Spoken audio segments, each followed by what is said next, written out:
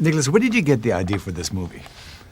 This movie came about from a lot of different sources, kind of like all my novels. When I first started writing, this was my sixth novel, and I had written novels about 20-year-olds. I'd had an 80-year-old. I'd had teenagers. I'd had someone in their 30s. I had yet to do some people in their 40s and 50s, and so I said, I really should write a love story about that. This whole something dealing with second chances is very interesting to me because, they're at that age now when they have both children and older parents that they might be worrying about. So they're being pulled from these both sides, and I just wanted to explore whether you could fall in love, a second time with all of these other things. So, so that's really the inspiration. And then from there, of course, then you just start.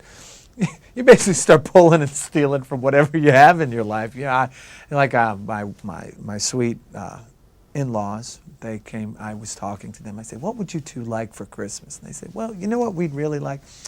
We'd like our names in a book." So that is Paul and Adrian. This was their Christmas gift that year. And then I said, "Well, where should I set this?" And of course, I draw back to my own life and.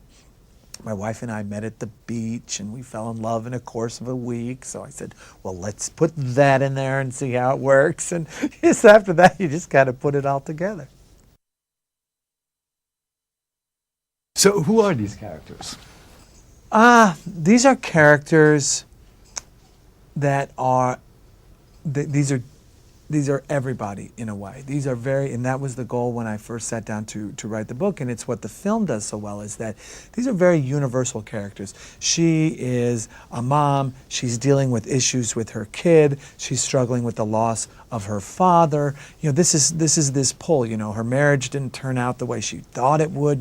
She's kind of someone who said, here were the rules that everybody told me to play by in life. So I played by all these rules, and if I did that, why is my life now not what I thought it would be? Why have things turned out wrong? And so this is essentially life, because we can never predict the bad things that might happen, or relationships that might dissolve. You can't always predict the future. So she's kind of in this situation. And then, of course, the Richard Gere character, Paul Flanner, He's your typical workaholic. This is a guy who said, and in his mind, again, he was following the rules. I'm going to go to medical school. I'm going to be the best doctor I can. I'm going to do my best to heal people.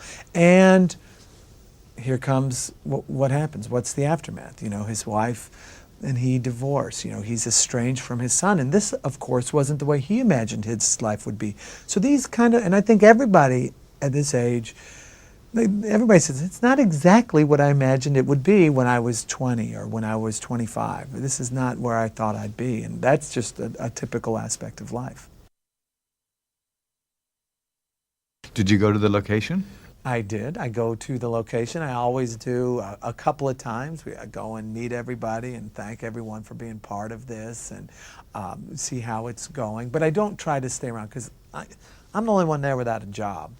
And I was raised Catholic, and I get all this guilt, And so if I go there and I talk to the director for an hour, well, his nights are ending at 2 a.m., and I've just now made it a 3 a.m. night. And I feel guilty about that. So, I go as need. I go down and meet everybody a couple of times, but I let them do their job, again, because this film was in great hands. You had Denise, you had George Wolfe, you had Richard Gere, you had Diane Lane.